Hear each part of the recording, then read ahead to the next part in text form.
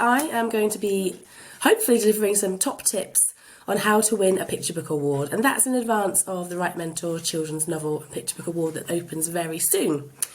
And I guess the first thing to say is that, which might make you laugh, I've never actually won a picture book award, but I did come second, and it was actually my avenue into picture book publishing. So for those of you who don't know, I wrote a story called Aerodynamics of Biscuits, and I entered it into the Greenhouse Funny Prize, as it was then, and I was longlisted, which was amazing. I was shortlisted, which was equally, amazing, and then I came second. So, I mean, for me, actually, it was a fantastic thing. Obviously, to even have been longlisted and shortlisted was fantastic. But it made me think, okay, so there was something in my story that caught an editor's agent's eye. I have some work to do, but I knew I had something that was worth working on. And it was just the motivation I needed and the confidence boost that I needed. So even though I didn't come away as the winner, I came away with exactly what I needed. So I guess when I watched Melissa and Emily's talk this morning, there are so many great things that can come from a picture book publishing competition, whether you win or not, even if that's just finishing a draft and submitting it, and because you like deadlines, because you need a little bit of encouragement to finish a project. If you have shortlisted or won something, obviously that's amazing. So I haven't actually won one, but I did come second. My picture books have won some awards since they've been published, and I have been lucky to work on some of the picture books that have gone on to win awards. And I do read a lot of picture books, so I think I've over the years gleaned some things that I think will be useful for you. So what I thought would be good is to take you through, I guess, behind the eyes of the reader that will be judging your text. I thought it'd be good to sort of look through in sort of sequential order what happens when somebody opens your story and take you through the thought process that might happen. So we're going to start with the first thing I see when I open a submission for a competition or an award, and that is the title. Now, I had a meeting on Tuesday with an editor who I've worked with for several years, and this comes up again and again, but it came up in this meeting. She said, "Claire, title is king," and she's not wrong. This was actually about non-fiction, and she had used the example of everything you know about dinosaurs is wrong. And she just mentioned what a fantastic title that is. You can have a really brilliant text about dinosaurs, but what the title has done is given it a new angle and a different twist, and it's a very hooky, kind of catchy idea. Title really, really can sell a text. I've heard texts that have been bought on title alone, and quite a lot of editing has gone on with the actual story because the title and the concept was just so strong. A good title can certainly make you think, it can catch your attention, it can make you want to read on, it can pique your interest, and conversely, a bad title can make you, I guess it put you off a little bit and think, is this really something that I'm going to enjoy? Or this feels like it might not actually be for children. I'm not quite sure where this is going to go. I haven't got a clear idea of what kind of book I'm getting into. So a great title is really important because it can make your text, you can get your reader on board right from the start, but it can also do the opposite. So think really, really carefully about your title. As I said, a great one can sell a text. Things to ask yourself about your title: does it stand out? Is it something that when you see it alone, irrespective of your story, does it make you go, "Oh, I'm interested"? Does it pique your interest? Does it hook you in some kind of way? Is it something that's child friendly? Does it sort of suggest something that children would find exciting? Because they're our key audience here. Is it too long? And conversely, is it too short, I suppose? I did a sort of a research just off my own sort of interest really about titles. The average title is 3 words long. There were some really, really long ones. One that springs to mind was called "A Very Hungry Lion and a Dwindling Assortment of Other Animals." That was a super long title, but in that respect it kind of worked because it was a cumulative kind of text, and it does stand out. It's different, and obviously you can have 1-word titles. Probably somewhere in the middle is better. A super long title is quite difficult to fit on the page, and I know that from first-hand experience. So if you do have a long title, it's probably going to be edited at some point, when it gets acquired by a publisher.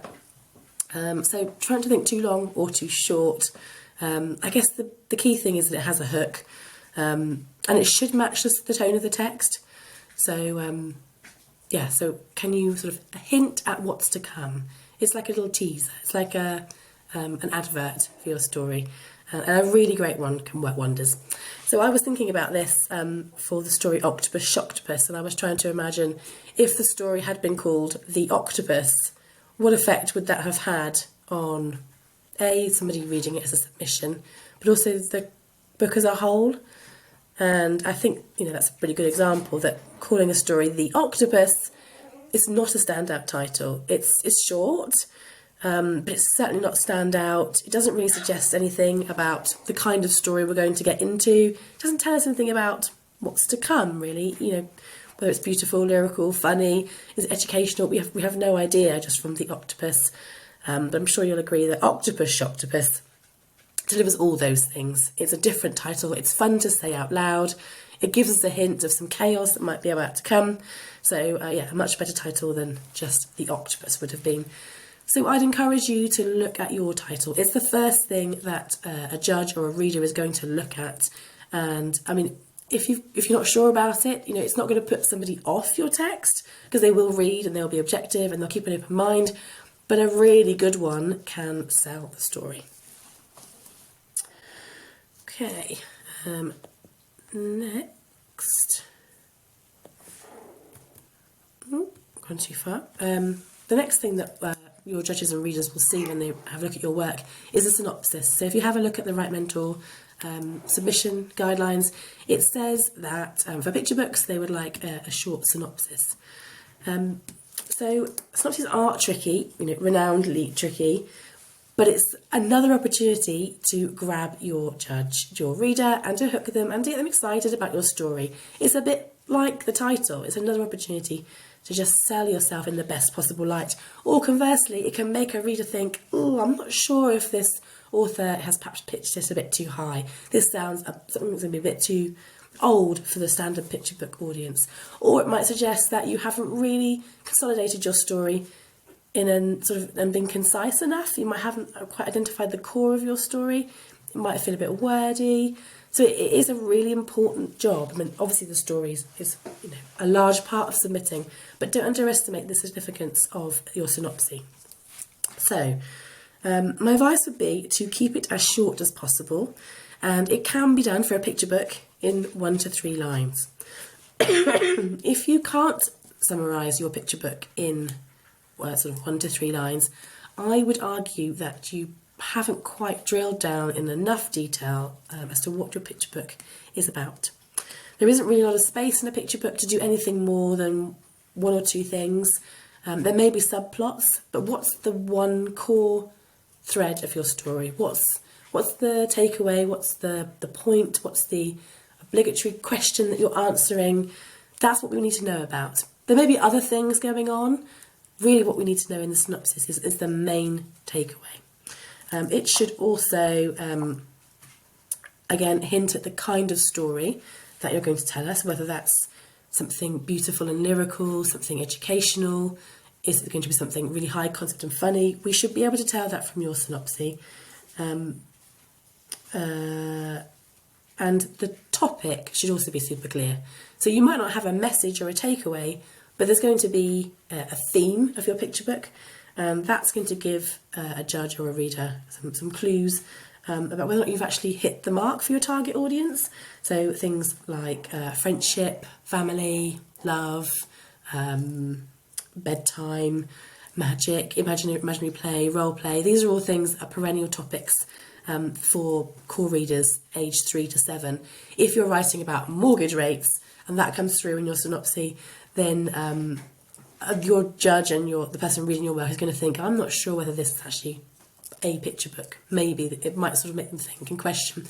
And you don't want to put any negative thoughts in their head ahead of your story. So be concise, be specific. Think about your theme or the takeaway for a picture book, whether it has a message or not. What is the key idea? And make sure it's something relevant to children. And also, I guess, make sure that it's different enough. So if you tell me in your synopsis that your story is about bedtime, bedtime is a perennial topic. It will always be popular with editors and publishers, but why is yours different? It's a very crowded market, bedtime stories. So what is yours doing that is different? That's going to be really, really important. So if you haven't already, I would look at other bedtime books, for example, on the market, and identify why yours is doing something that hasn't been done before. I did have a go at writing some synopses for picture books in 1 to 3 lines, just to show you that it could be done. So this is what I would do if I was writing a synopsis for one of these picture books. Barbara throws a wobbler. Barbara is in a very bad mood, but when she learns to work together with her wobbler, she learns to control her tantrum and be cheerful again. A book to help children understand and control big feelings. And I also did one for Every Bunny is a Yoga Bunny. Yo-Yo is a fidgety bunny who can't sit still in Grandpa's yoga class. But when Yo-Yo finds herself lost and alone in the deep, dark forest, yoga helps her find her way back. And that's a narrative non-fiction story with yoga instructions for children at the back. So it can be done. As you can see, it's really precise. There are lots of other things going on in these stories, but what I've tried to do is isolate the core idea, the core takeaway, the core point of the text, of which there usually is only sort of one main theme, and that's what I'm putting through. I've cut out all the frills, I've cut out unnecessary things, like I was inspired to write this because I live near the beach. You know, that's not going to be relevant in your synopsis. You haven't really got the word space, and you don't want to be too wordy, because editors and judges and readers, they will have a lot to read. They'll be busy people. It needs to be as sort of succinct as possible. You'll see at the end that I've written sort of like a line about the kind of picture book that is. If you feel that you haven't got that across in your synopsis, I don't think it hurts to say, this is a funny book, with a commercial funny book, a high concept idea. This is a narrative non-fiction book with potential for back matter. This is a book about emotional well-being with a social issue. I think it's important to somehow get that across if you haven't done it already in your actual plot. The other thing you could do is you could mention comp titles. So comp titles, when I started writing picture books, they weren't a thing. Well, they were a thing that agents would do and that the marketing team would do when they were selling your book to bookshops, booksellers, etc. But I think that's somehow been passed on now down to the author. It seems to be something that agents are looking for. If you have a good one, it's something you could put in at the end of your synopsis when you write your little sum up line about the kind of text that you're writing. You could put something like "for fans of" to show that you've got a clear idea of where your book sits in the market. If there isn't something that's exactly like what you're doing, which is no bad thing, you could do like an X meets Y kind of comparison. Or maybe, this is like something with a spooky twist or with a funny twist. It just gives the person reading your book the knowledge that you have thought about the wider market. And that is something really important. If nothing else, it will make sure that your idea is as strong as it can be. Going back to the bedtime idea, if you're finding lots of books about bedtime and you can't say why yours is doing something different, or what kind of twist it has on a sort of perennial idea, it's unlikely to be able to stand out amongst lots of other bedtime books. So, to wrap up on synopses, keep it short, 1 to 3 lines. Please only comment on the core idea in the text. You don't need to add lots of unnecessary details. We just really need to know the theme of the book.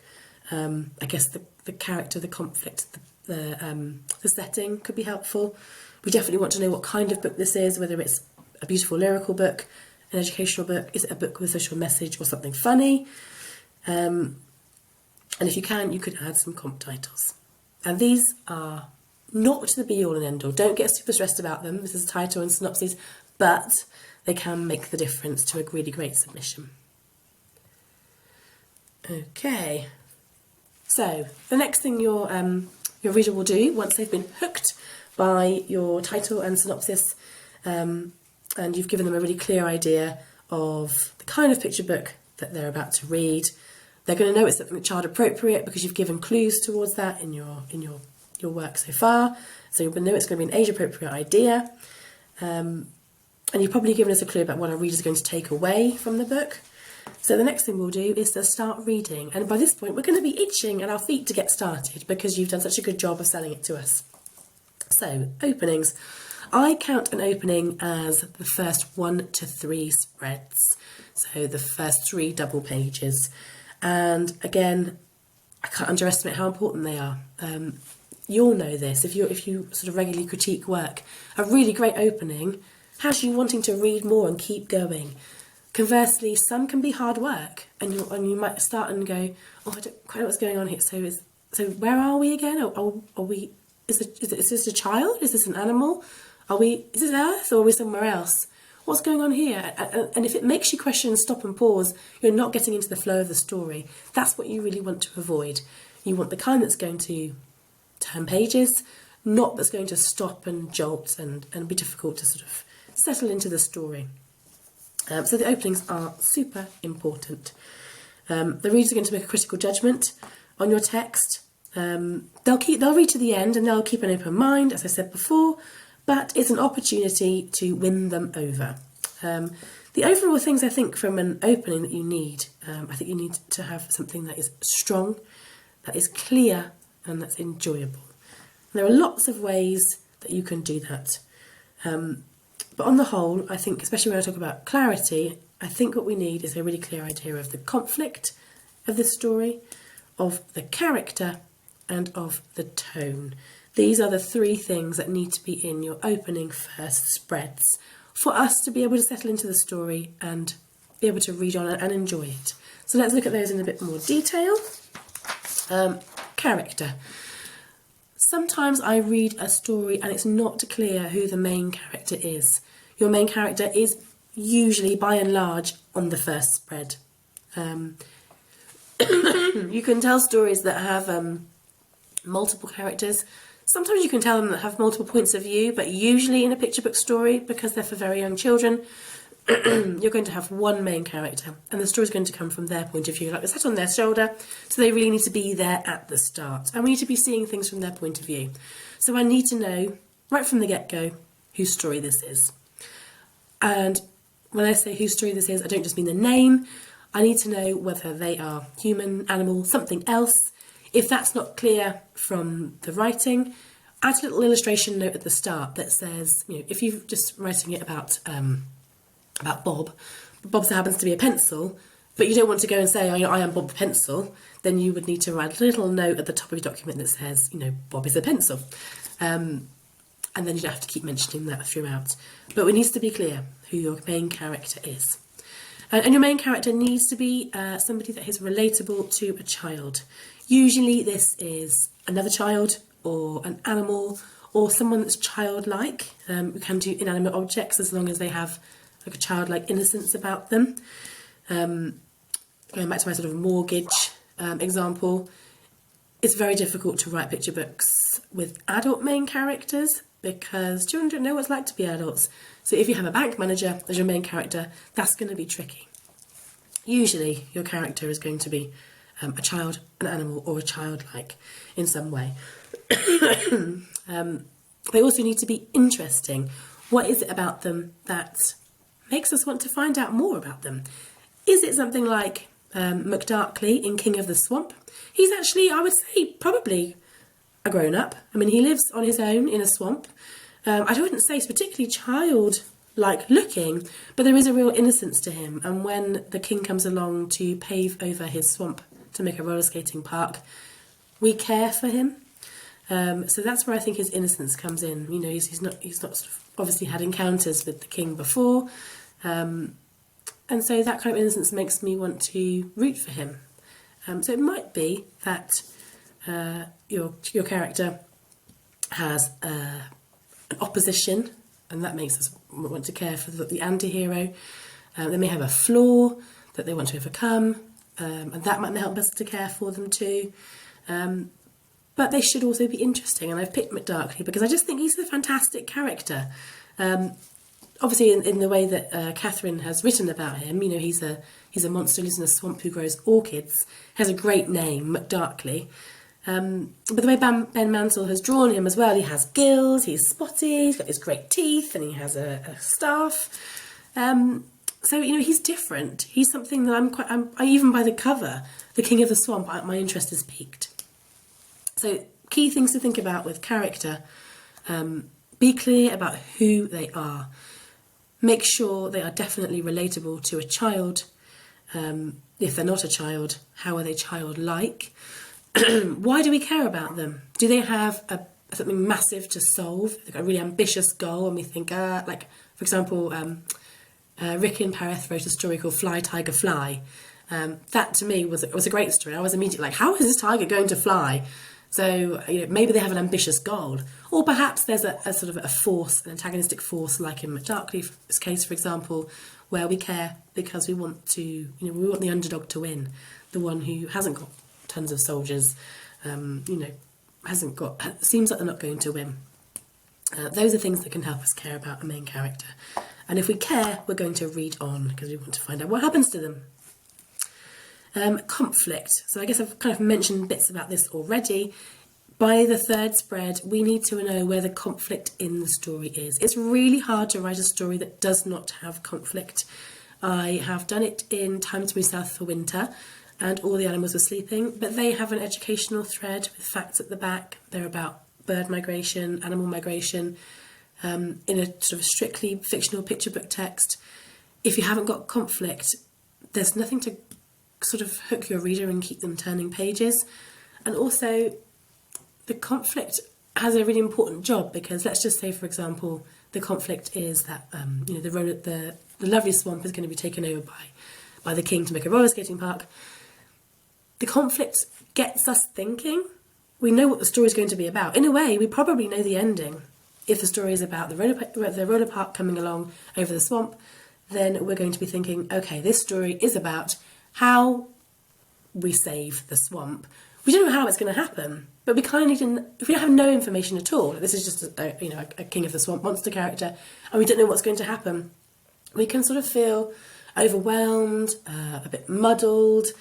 I mean, if you've read a story perhaps before that hasn't got a clear conflict, you don't really know where it's going, and that can be quite discombobulating. If we know what's going to happen in the setup, we know this is a character that wants to fly, that needs to save their swamp, that has to overcome their shyness to perform in the school play. If we know these things, it kind of is grounding for the reader. It's like taking their hand, taking us through the story. We don't know how it's going to happen. We don't know how the story's going to end, or if they get what they want. But we've got enough around us to feel settled, and enough to sort of to guide us, really. So if you haven't given us the conflict in the first three spreads, your reader could feel like that, a bit overwhelmed, not sure where we're going, and they might stop reading. I'm talking about children here, but I am also talking about the judges. If there's not a clear idea of where your story is headed, it's going to be difficult for them to sort of follow the character's journey. As well as being clear about what is going to go wrong in your picture book, where the tension is, it's also important to make sure that the stakes are high enough. So in King of the Swamp's example, there's a time limit, a time limit is a really good way. Something has to be achieved by this date or else. That's really good stakes. I mean, it doesn't have to be a massive conflict. It could just be that the reader is following a character who's learning to tie their shoelaces. It doesn't have to be, an earth-shatteringly massive conflict that they need to solve, but there should be stakes. So if the child has learned to tie their shoelaces, maybe it's because they won't get the last pair of skates in the shop before the shop closes and there's a roller disco. That gives consequences, and that adds to the tension. If it was just about learning to sort of tie the shoelaces and nothing else was going on in the world around them, I might not care as much, and I might not understand why the story is happening now. Like, why is it so important that I read this story? I mean, it could have happened yesterday or next week. So don't underestimate the importance of stakes for hooking your reader. I just want to say that obviously tying shoelaces is not a particularly child-appropriate conflict, and it is important to be child-appropriate, because most children will be learning to tie their shoelaces a little bit older than traditional picture book age. So that's an example of how it's important to think age-appropriately. If I make my story about learning to tie my shoelaces, then all the children that are potentially 3, 4 are perhaps not going to be able to relate to my story. And that's why it's important. So, once you've got your character and your conflict in there, I think the other important thing to mention at the opening is that it should have a really clear tone. And I'm being quite repetitive here because I'm really saying the same things about the title and the synopsis and the opening. We just need a clear idea of what your story is doing. Is it funny? Is it beautiful? Is it educational? Is it something else? We just need to feel comfortable in your storytelling so that we can settle into your story. So build your world vividly. Use onomatopoeia, use wordplay, make up words, use alliteration, use snappy dialogue. Tell your story in all dialogue if you want to. But be consistent and make sure it matches the themes of your picture book. And I guess don't use too many words. If you read picture books for critique partners, then you will know this. Too many words and not enough action or tension, and we can get a bit, it gets a bit long, a bit wordy, our attention can wane. And that's the same with your adult readers. Think about them as children reading your picture book. If it goes on, lots of detailed description and it's not really relevant, but it's nice, but I don't really know how it relates to the story, I'm going to start thinking, okay, this is sort of going on a bit, and the impact is lost. So don't use too many words. I did have a look at one of the picture books that I enjoy. I'm not sure whether Emily can see me, so I'm just going to stop sharing quickly so I can see me. Okay, I can't see myself, but hopefully you can see me okay. Or maybe I can now. No? Okay, now I can. So I just brought along Stuck by Oliver Jeffers because it has a pretty good opening line, I think, which is, "It all began when Floyd got his kite stuck in a tree. He tried pulling and swinging, but it wouldn't come unstuck." So that's the opening page. Pretty concise. It's sort of been laid out in a beautiful way. Some nice rhythm to the language where he tried pulling and swinging. Unstuck is a fun word to say. And I tried to imagine what this would be like if it was written, with more words. For example, one day Floyd decided to take his red kite out into the garden. He was swinging left and right, this way and that way, when, oh no, it got stuck. Hopefully I'm boring you and losing you, because I haven't done as good a job there. I haven't been as concise. I didn't really need to know that the kite was red. I didn't really need to know that one day he went outside. Clearly he's outside because he's by a tree. So I guess just use as few words as you can whilst still giving us everything we need to know to feel clear. I might realise I'm giving you a hard task there. Just share my screen again. If you can't see that, Emily, would you let me know? Working? Cool. So when you're doing your opening, give us a clear sense of all these things, the tone, the conflict, the character, but try not to do it in too many words. And I realise that's quite tricky because I'm saying be clear, but I'm saying doing it in as few words as you can. But that is the key of picture books. That's the art, that's the skill, and it's different from every kind of other writing. You have to be super succinct. And to be even more annoying, I'm going to say, just be also wary of taking out too many words. Again, if you've read other people's picture books before, sometimes you might come across people who have tried really hard to sort of not overtell a story and have cut out too much. That can be really difficult to read as well. I guess having too many text isn't difficult to read, it's just perhaps is not great for our attention and for hooking us. If you take out too many words, for example, if I'd had in the Stuck example, Floyd was outside one day when it got stuck. I could put an illustration note that said it refers to the kite, but if I had to do that on every spread, if every spread is left so much of the action, so much of the important plot points to the illustrations, I'm going to have to do a lot of stopping and starting to reread the illustration notes. That's where I think is an example of taking up too many words. You want to be able to get a good flow of your text the reader, the judge, they want to be able to read your picture book and be able to picture most of it in their head. We may have to stop a few times to read some illustration notes to understand, perhaps at the crisis point, for example, when you've just written bang, that the cake has exploded. But we don't want to have to do that all the time because it interrupts the flow of the story. Okay, so hopefully that's given you an idea of what to include in your opening. I guess my biggest bit of advice would be to look at lots of different picture books. Go into bookshops, go to a library, look in your bookshop shelves yourselves, and look at the openings and which ones do you like and why. How many words have they used? What have they left to the illustrations? How have they got across that sort of winning opening line? And do you want to read on? And if you don't, why not? What have they done that sort of dissuaded you, I suppose? These are the kind of things that you want to try and emulate. Okay, and then really you have to continue with this throughout your story. So if you followed the advice that I'm suggesting, you'll have your clear character, voice and tone, and conflict and tone. So then it's important to just keep that consistently throughout your story. Keep the stakes high, escalate the tension, things should get worse throughout the middle part of your spreads. The middle is often where the focus can be lost. So make sure things are definitely escalating in some way or another. Not escalating in a different way, like say your story is about learning to fly, and it's about a tiger learning to fly.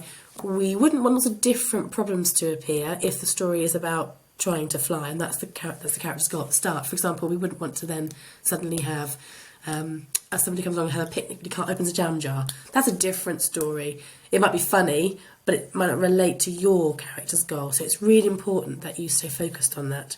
Every decision that the character makes, every act in the middle part of your story should relate to the goal that you set up at the start. And the idea behind higher stakes is that the more tricky it is in the middle, the more difficult, the more ambitious the goal is, the more we'll have that satisfying ending when all is resolved at the end. Formatting your story into 12 spreads is a really good idea. I'm pretty sure that's in the rules. I've got the rules at the end, so we'll have a check. It's a really good idea for structuring your page, your picture book, and making sure that the pace works across the 12 spreads. Generally speaking, you can split your text into, I guess, the first 3 being about the beginning, the opening, the setup. You've got the last 3 pages, which might be wrapping up, resolving, and giving us that sort of satisfying conclusion. And then you've got the middle spreads where things are going to be getting worse, including the crisis point where things reach the absolute max. That can be a good way to look at your story and make sure your pace works. So yeah, I'm aiming for a crisis point around 9 and a conflict to be told to the reader by 3 is a good idea. Don't forget to use page turns. They're a great way of keeping the reader hooked and interested. And keep an eye on your word count. So I mentioned this briefly in the opening section. We don't want too many words, and we don't want too few words because that's also tricky. I can't really give you an answer to how many words your picture book should be because it does vary. It's quite story specific on the kind of picture book you're telling and how you're telling it. If you're a dialogue only picture book, you're probably not going to need very many words at all. If you're writing a rhyming book, you may need more words. If you're writing a lyrical picture book, you might have some lovely description in there, so it might be, a slightly longer picture book than if you're writing in the style of Oliver Jeffers, for example. I'd say the sweet spot is around 400 to 600 words, but I think in the rules for this competition you can go up to 1,000. In fact, I think it might. I'll check the words in a minute. I've got the rules in a minute. I think maybe the minimum is 500 for this competition. So I'll come back to that. But keep an eye on your picture book word count and make sure it suits the story you're telling. I mentioned some of these things before, the spreads and illustration notes, but I thought it would be good to have a look at them. So if you haven't seen spread layouts before, a spread is a double page. This self-ended picture book layout shows you where the spreads come from. So we can see here, this is spread 1, spread 2, spread 3. This is where we want to see your character conflict and tone emerging. Here we have 10, 11, 12. This is the ending of your picture book. 9 is the crisis point, where everything has come to a head. whatever the main goal of your character was, this is their worst fear realised. If this is about learning to fly, 9 is where they crash, bang, wallop, land, all their plans have failed, and it looks like they're never ever going to fly again. And then these middle spreads here are your escalating attempts to solve the problem, but failing. So try, fail. Often there's a rule of 3, but not always. That's where spreads come from.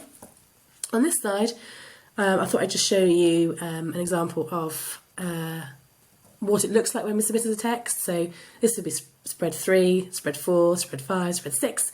There's no need to write anything other than the number, actually. You can just paragraph your text out. And here is an example of where I've used an illustration note. I've put in square brackets, italics, a different colour, so that a reader can read nice and quickly, and they're not sort of take you out of the story too much. And I don't put lots in unless really essential, unless there's something that I don't know from words alone what's happening. If you're having to put a lot of illustration notes in, maybe you're leaving too many points to the illustrator, and maybe we need to see some more of them in the text. Okay, so that brings us on to the endings. So hopefully your reader has thoroughly enjoyed your story, hooked by your wonderful title, loved your conflict, thought it was really child appropriate, couldn't help but turn the pages because you have so many fantastic page turns. And then you get to the ending. What you don't want to do is disappoint. There's nothing worse than disappointing ending. You know, your reader has spent time reading your story. They want to feel like it was worth it with a really great ending. The ending should resolve whatever conflict you set up at the start in your opening. And it's important that the main character solves this problem, usually. And then there are a few exceptions, but in 99% of the time, your main character will be the one that solves whatever issue was set up at the start. They could have some help, not do it on their own, but they should have agency, and they should be the one that sort of has taken the majority of the action. That's so the text can be inspiring to readers, young children reading your story. The ending needs to be satisfying. So if it's a funny story, maybe we want to end with another laugh. If it was a lyrical story, maybe we want to, a lyrical sort of issue-based story, maybe we have a little bit of a lump in our throat, but also some hope. Maybe we learn something, but it has to have been worth the reader tracking and reading your whole story. So make it worth it. And you could end with a twist, which is another way of ending a picture book in a fun way and keeping us on our toes. So these are the picture book rules for this competition. So yes, the word count is between 500 and 1,000 words. So that probably should avoid you taking out too many. That will help. 500 words is a good amount of text to tell a story. 1,000 words is quite long, but I guess it depends on the kind of story you're telling. No artwork or illustrations, text only. But usually it's okay to add a couple of illustration notes if essential. Please don't add too many. It will just stop your reader being able to get into the flow of your text. There's information here about the font, about page numbers, about what to call your text. It's really important to read these rules and then read them again, because you don't want to fall at the last hurdle after you spent so long on your story. No names, should be anonymous. And the rest of it's all on there, I think. But yeah, do have a really good look at the rules and make sure that you're following them carefully. So my final tips to create a picture book that is an award-winning and can stand out in a submission for a competition is to avoid too many words. Too many words, too slow pace, not enough happening. I'm going to find it difficult to get through. So make sure that you're being as concise as possible and that you've got the conflict to keep us turning the pages. But don't cut too many words because it can be hard to follow. If you're writing to 500 words, that should be okay. I guess the biggest thing, and I've said this before, so apologies if you've heard me say this when reading picture books, the most disappointing thing, the most difficult thing, I suppose, is when I read the most beautifully written story, be that funny, beautiful, lyrical, however, when it's such a well-crafted story with a fantastic voice, and I can't fault the page turns. It's is a wonderful writer, but the concept isn't doing enough that is different or new. That's really hard, because I know the writer's clearly spent a long time polishing the text, reads birth perfectly, but it's just not going to stand out in the number of submissions that picture books receive. And picture books, it's a crowded, difficult market. So I 100% recommend that you have a really good look at bookshop sites, at Books for Topics, at Little Parachutes, any kind of website that can sort of search books by subject. Type in your theme. If your book is about manners or parties or starting school or bedtime, search it and look at what else is there, and just make sure that yours is going to stand out there. Imagine it as a finished book. Is it going to stand out because what you're doing is different? No one's done alien school before. Like, all these books about school, but no one's done aliens. I'm onto something there. Or is it different because of the way you've done it? Maybe you have a winning title. But if you can't answer the question about why your story is going to stand out, then you might want to go and have another look and just see what else you can do to sort of stretch your idea and make it as strong as it can be.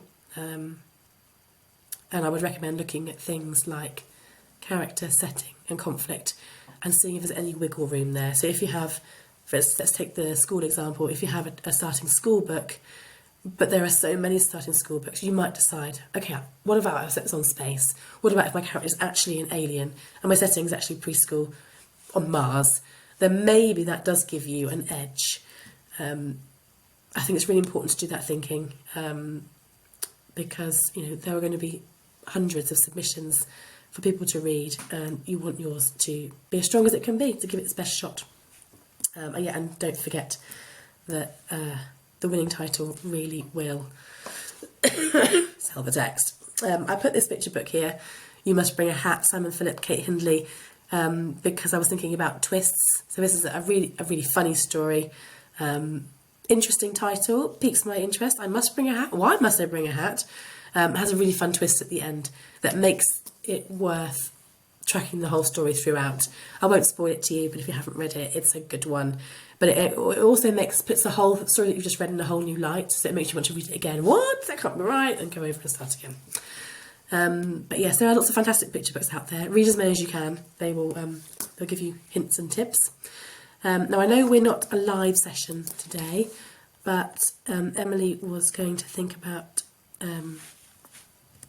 if there were any questions that I haven't covered, Emily.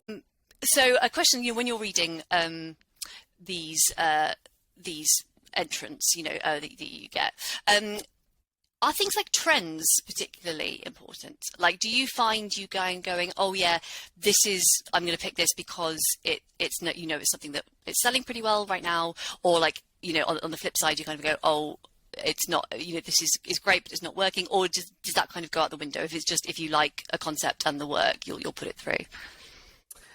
I think it probably does play into my mind. Yeah, I wouldn't pick something because of a trend. I mean, trends are difficult because they just, picture books, for example, if I thought a picture book today, it may not come out to 2026. So if I'm writing about something that happened in today's world, in 3 years' time, it might not be relevant. So I would be wary about putting something through that was really specific to what's happening now. Yeah. So, for example, when COVID was happening, I read lots of picture books about COVID, but those picture books hopefully won't be relevant, because COVID hopefully will be a thing of the past when they come out. So I wouldn't put something through that was specific to now. Picture books are hopefully ones that will be read again and again for years to come. You want a classic book that's going to be read that is sort of universal to lots of people around the world. So I'd be wary of putting anything through that was too specific to a particular time or to a particular place. So if it was too British, picture books make their money often on the co-editions when publishers sell them abroad. So if it was about something that we only had here, or an animal that only lived in England, that could limit its appeal. Yeah.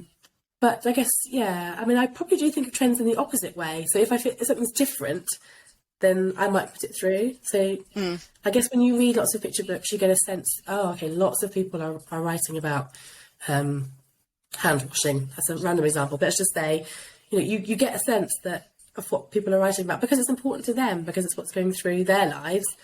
But if you're getting lots of picture books about hand washing, and then you get one about an elephant, then you might think, okay, this is different, because you have to put something through that's got a chance of standing out. So I've heard, for example, at the moment that there are lots of books about emotional well-being and about environmental themes, which doesn't mean that your text isn't good enough to stand out, but it's harder to stand out. So you have to make sure you're just something really different. So being aware of themes is good, and being aware of trends is good. Just don't be too specific, and just try and think out of the box, I think. Yeah, that's a really good way of putting it. I suppose it's the same as kind of as writing a novel.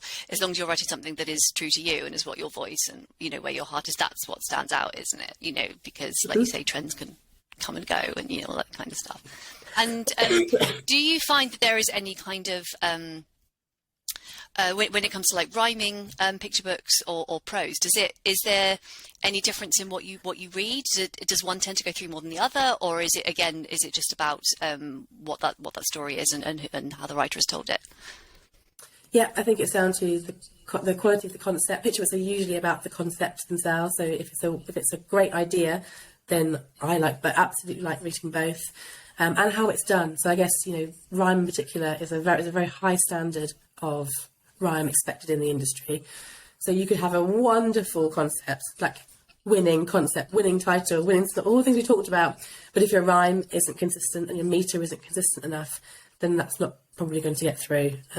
You have to, if you're rhyming, make sure that it's as high a standard as possible. That's what the industry expects these days. So have a look at rhyming text, have a look at the pattern of stressed and unstressed syllables, and make sure that yours is consistent. Otherwise, you can have the best story in the world, but inconsistent meter and rhyme won't get you through to a competition. So that's important. But equally, so is prose. It's about having a too wordy text, for example. You could have a fantastic concept, but if you've written it in 1,000 words, only needed 500, then it's going to be quite difficult to read and get through, and it might put people off putting you through potentially. Yeah, that's really helpful. So it makes sure that it's, like you say, the best it can possibly be. Fantastic. And you kind of touched on it there, like during your presentation, which was really helpful about kind of what makes you kind of go, oh, maybe not.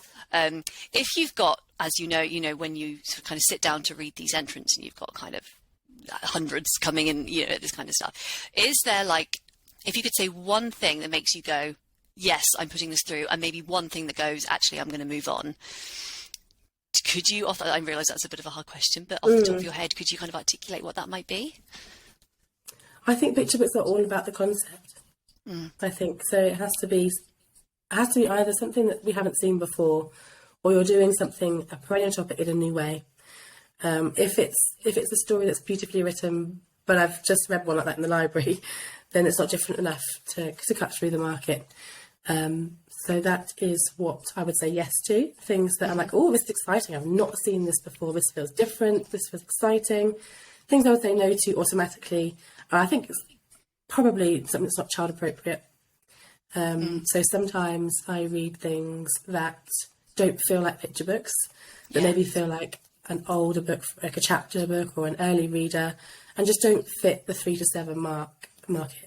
That would probably be one of the things, the main thing that I would say, oh, it's such a shame because it's beautifully written, but it's just, you're not thinking about your child reader. So that's going to be really hard to sell. You can sometimes have ones that are particularly higher or particularly low, but they're a little bit niche. But if you're writing about mortgage rates, then it's going to be a no-go, I think. I feel like my daughter would quite enjoy it. She's got a strange brain. I'm the kind of person that feels like there's never everything off limits. So, I think actually anything goes in a picture book, but you have to do it in a child-friendly way. Yeah. So, just make sure you're thinking about your reader and what they want to get from the story. That's fabulous, thank you. And something I'd be really interested in knowing, and this might be irrelevant, but certainly it pops up on the novelist side. Do you, when it comes to trigger warnings, because obviously you're not going to deal with some of the issues you deal with YA entrants, in a picture book, where you'd hope not. Anyway. Has that ever been an issue for you, as a reader? Do you find that it would be helpful that people kind of flag maybe some of the stuff, especially maybe more of the kind of on the emotional kind of mental health? Would you appreciate that before you started to read it? Yeah, so I like writing about subjects that go to dark places, but it is really important to add a note at the top, because you don't know who's reading your story and how they're feeling that day. So if there's any kind of trigger warning, just be on the extra safe side and put a little note at the top to say that this picture book includes themes of X, Y, Z, and then that just gives the reader a heads up, which I think is a good thing. Brilliant. That's really good to know. Thank you. And Claire, I mean, that has been an incredibly informative session. Thank you so much for joining us. And good luck to everybody entering the competition. And I as Melissa and I said in the last session, if you've got any questions, do DM us, get in touch. You know, we're all very friendly. None of us bite much. So do get in touch over Twitter or pop us an email. And Claire, I'm gonna say bye-bye. Thanks so much. Thank you so much. Bye.